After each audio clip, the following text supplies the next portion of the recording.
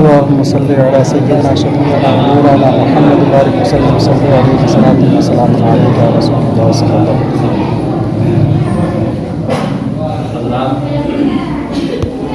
آج اس مختصر سے وقت میں ہم نے قرآن مقدس کی ایک آیت پڑھی ہے. قرآن مقدس کی اس آیت میں حضور صلی اللہ علیہ وسلم کی بہت بڑی حکمت کا ذکر کیا گیا ہے اور حضور صلی اللہ علیہ وسلم کی حکمت کا ذکر قرآن میں ایک درس دینا مقصد ہوتا ہے کہ حضور صلی اللہ علیہ وسلم کی کیسے فالو کیا جائے اور حضور صلی اللہ علیہ وسلم کی گفتگو کو اپنی زندگی میں کیسے اتارا جائے. قرآن شریف میں دوسری جگہ ہے لقد کان فی رسول اللہ حسنہ. حضور صلی اللہ علیہ وسلم کی زندگی ہم سب کے لیے نمونہ حیات ہے.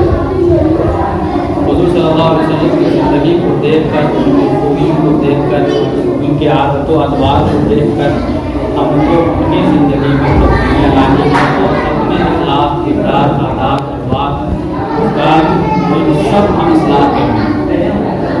قرآن مجید میں انک لعلی خلق عظیم کے ذریعے اللہ نے حضور صلی اللہ علیہ وسلم کی ایک بہت مشہور صفت کا ذکر کیا کہ اے محبوب آپ کے اخلاق بہت اچھے ہیں. یہ قرآن شریف میں اللہ کے رسول صلی اللہ علیہ وسلم کو اللہ نے مخاطب کر کے کہا کہ اے محبوب آپ کے اخلاق بہت اچھے ہیں. اور حضور صلی اللہ علیہ وسلم کے اخلاق کی بنیاد پر ہی آج پوری دنیا میں مذہب اسلام کا پرچم بلند ہے. حضور صلی اللہ علیہ وسلم کے بارے میں قرآن شریف میں دوسری جگہ اللہ نے فرمایا کہ محبوب اگر آپ سخت مزاج ہوتے, اگر آپ ترشرو ہوتے, بات بات پر غصہ ہو جانے والے ہوتے تو آپ کے ارد گرد بھیڑ جمع نہیں ہوتی. آپ حسن اخلاق کے پیکر ہیں, آپ لوگوں سے نرمی کے ساتھ ملتے ہیں. یہی وجہ ہے کہ لوگ آپ کا دشمن ہوتے ہوئے بھی آپ کے پاس ہوتا ہے, آپ سے محبت کرتا ہے, آپ کی تعریف کرتا ہے. یہ قرآن شریف نے حضور صلی اللہ علیہ وسلم کی اس خوبی یعنی اخلاق حسنہ کو اس طرح سے بیان کیا. حدیث شریف میں حضور صلی اللہ علیہ وسلم نے اخلاق کے حوالے سے فرمایا ان من خیارکم احسنکم اخلاقا او کما قال صلی اللہ علیہ وسلم. ہمارے نبی نے فرمایا کہ اے میری امت سنو, تم میں سب سے بہتر وہ ہے جس کے اخلاق سب سے اچھے ہیں. 10 آدمی اگر بیٹھے ہوں تو اس میں سب سے اچھا کون ہے اس کا پتہ کرنے کے لیے اس میں سب سے اچھے اخلاق والے کو بٹھا جائے گا. جس کے اخلاق سب سے اچھے ہوں گے وہ سب سے اچھا ہوگا. دوسری جگہ اخلاق کے حوالے سے فرمایا خیرکم للنساء لأہلکم. تم میں سب سے بہتر وہ ہے جو اپنے گھر والوں کے لیے سب سے اچھا ہو, اس کے ساتھ اچھا برتاؤ کرتا ہو. دوسری جگہ فرمایا خیرکم انفعہ للناس. تم میں سب سے بہتر وہ ہے جس سے دوسرے لوگوں کو سب سے زیادہ فائدہ ہو. یہ ساری احادیث کریمہ یہ بتاتی ہیں کہ ایک مومن کی اچھائی کی پہچان اور اس کے خوبی کی علامت اس کے اندر کے اخلاق کیا حسن ہونا ہے, اچھا ہونا ہے. اگر اخلاق اچھے نہیں ہیں تو وہ آدمی اچھا نہیں. اچھا آپ ذرا یہ سوچیں کہ قرآن میں حضور صلی اللہ علیہ وسلم کی اس صفت کو خاص طور سے ذکر کیا گیا کہ آپ کے اخلاق اچھے ہیں. کیوں آخر ایسا ذکر کیا گیا؟ اور دوسری جگہ حدیث شریف میں کہا گیا کہ سب سے اچھا وہی ہے جس کے اخلاق سب سے اچھے ہیں. عبادات بہت ساری چیزیں ہیں, نمازی ہیں آدمی, کوئی حاجی ہے, کوئی عالم ہے, کوئی مفتی ہے, کوئی پرہیزگار ہے, کوئی اللہ کا ولی ہے, لیکن حدیث شریف میں ہے کہ سب سے اچھا وہ ہے جس کے اخلاق اچھے ہوں. اگر 10 لوگ بیٹھے ہوں، وہاں نمازی بھی ہوں، حاجی بھی ہوں، عالم بھی ہوں، مفتی بھی ہوں، پتہ کرنا ہو کہ اس میں سب سے اچھا کون ہے تو جس کے اخلاق اچھے ہوں.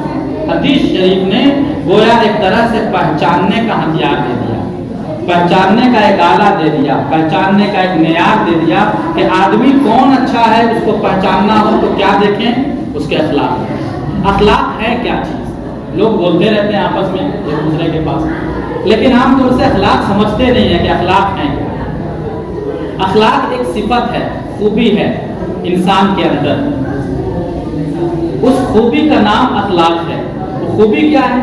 خوبی یہ ہے کہ اس انسان کے پاس جو بھی آئے وہ اس کا حق ادا کرے، تو اس کے اخلاق ہیں. جیسے اگر کوئی شخص اس سے ملنے آیا تو وہ اس کا استقبال خوش اسلوبی سے کرے، تو یہ اس کے ساتھ حسن سلوک ہے جو اس کے پاس ملنے آیا.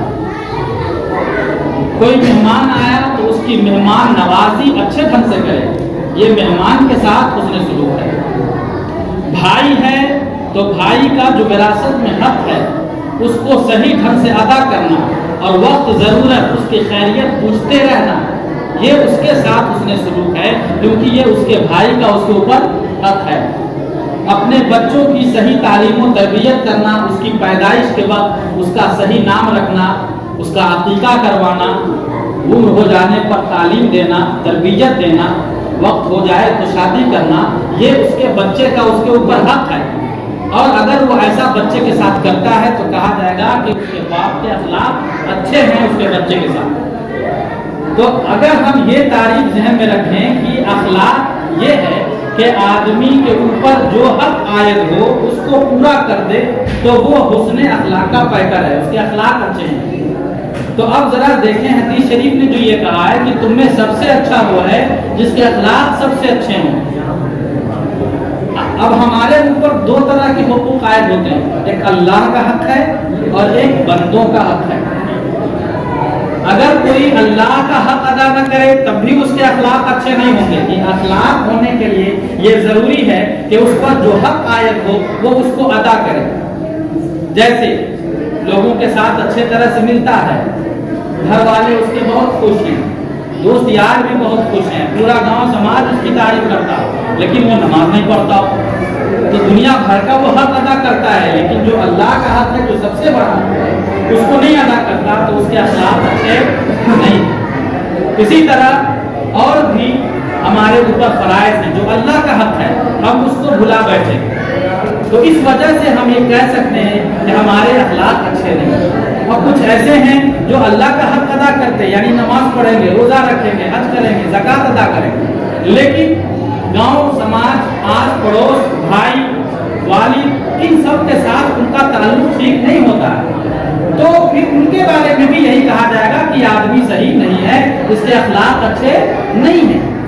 سب سے بہتر ہونے کے لیے ایک معیار حدیث شریف میں، ایک پہچان حدیث شریف میں دی گئی، وہ یہ کہ آپ کے اخلاق اچھے ہوں، یعنی انسانوں کے ساتھ بھی اور اللہ کے ساتھ بھی، خالق کے ساتھ بھی اور خالق کے بندوں کے ساتھ بھی، جو اس دونوں کے حق ہیں اس حق کو آپ ادا کر دیں گے تو آپ کے اخلاق اچھے ہیں.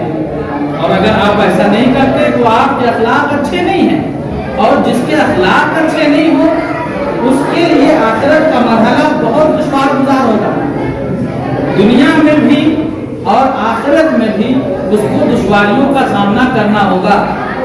اب ہم آپ غور کریں کہ کیا ہم اپنے لوگوں کا اور اللہ کا حق ادا کرتے ہیں؟ کیا ہم اپنے کردار سے مطمئن ہیں؟ کیا ہم نے اپنے بارے میں جو اپنا خیال بنا رکھا ہے وہ واقعی اسلام کے خیال سے میل کھاتا ہے؟ تو ہم کو جب اس پر غور کرتے ہیں تو معلوم ہوتا ہے کہ ہم لوگ اس معاملے میں بہت پیچھے ہیں. 2 آدمی 4 آدمی بھی آپ سے خوش نہیں ہیں، ہم سے خوش نہیں ہیں اگر ہم نے اچھا کردار اخلاق. اچھا ایک بات یہ یاد رکھیں کہ آپ کے حق بولنے سے اگر کوئی ناراض ہو جائے تو اس سے آپ کے اخلاق پر فرق نہیں پڑے گا. کے ولی جو ہیں وہ نہ آسانی سے پاس ہو جائیں گے جو نیک ہیں، لیکن ہم آپ جیسے لوگوں کا مسئلہ وہاں مشکل ہوگا۔ اگر ہم کسی سے ناراض ہیں یا ہم سے کوئی ناراض ہے تو دونوں کے لیے مسئلہ بہت مشکل ہے۔